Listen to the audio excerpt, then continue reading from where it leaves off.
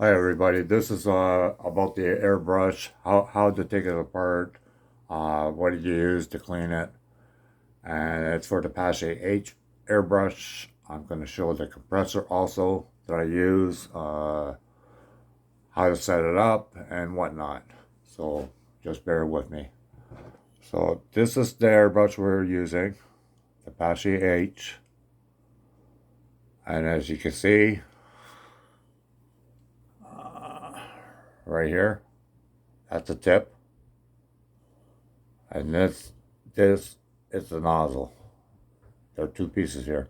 As you can see, there's 5 stripes on the needle and 5 stripes on the tip. That's how you can tell they have to match. And one has 1 stripe, 3 has 3 stripes. So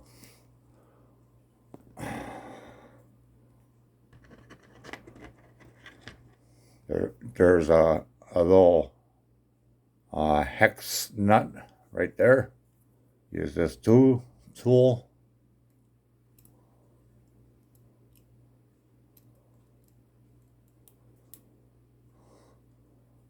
You loosen it up.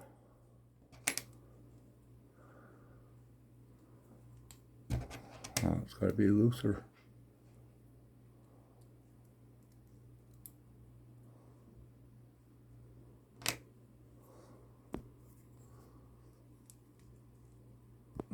There.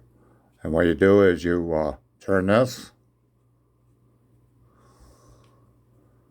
and pull on that. And these are there's their needle and there's the tip. Okay, you still see the 5 stripes. And you see this little hole?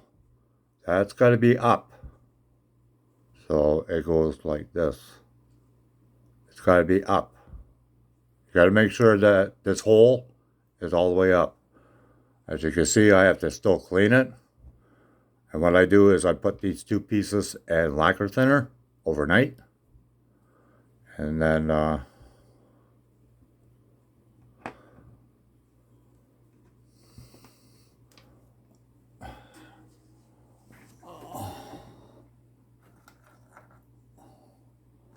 and these are the 2 things I use.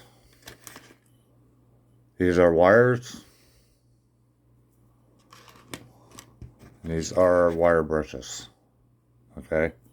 And what you do is you just put the wire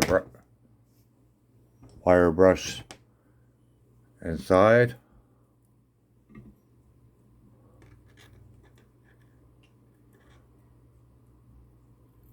You clean this area first. Inside here. Make sure all the dry paint is out. And then you find one that goes all the way to here.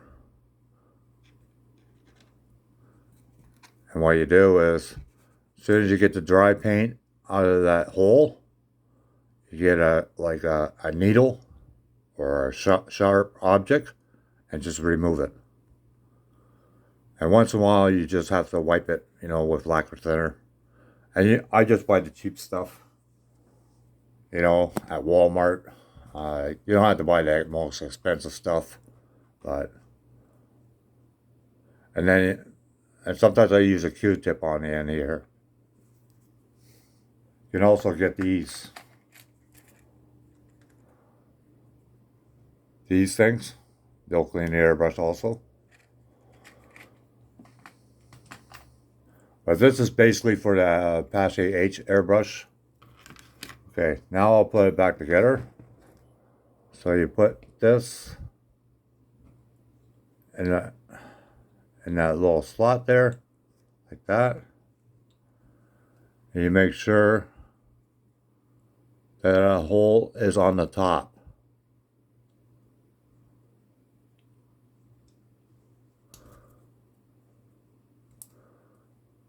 Like that.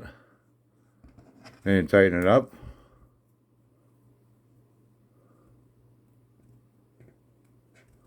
I'm using my phone for this. It's a little bit easier.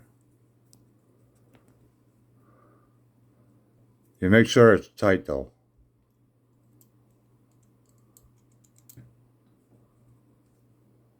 There. And what you do is, as you move it closer to this part here, then the spray is less, like that. And then if you want more paint, you open this up.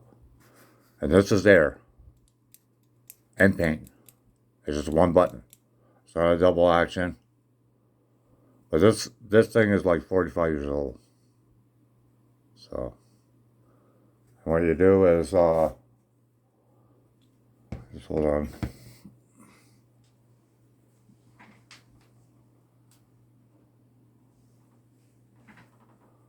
You grab one of these jars. There's a little air hole here. You got to make sure that's open so you can see right through it. What you do is you can take this off, you clean inside here, and make sure there's a passageway from this tip all the way down to the bottom. And what you do is you just run water through here, and it should come out of here.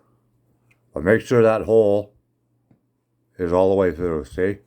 It's all the way through. This one here. See that? You got to make sure that hole is open, because it lets the air let the air out. And what I do is, if I use metallic paints, I mark the jar metallic, and then another jar solids. Because the thing is, you can clean your airbrush as well as you can. There will still be metallic in the jar, in the glass, or in the airbrush. So just bear that in mind. That's a tip from me. What you do is, this goes in here, like that. See? And then there's a cup that you can use, and it goes in that hole too. And the hose goes on here. Now, that's that part. Okay. And here's the air compressor. See, there's a gauge there. What you do is you turn the switch on.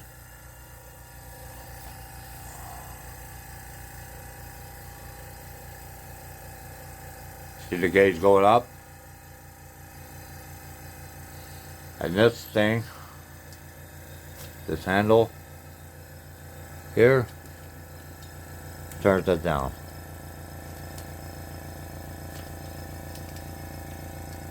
Well, you gotta wait until it fully.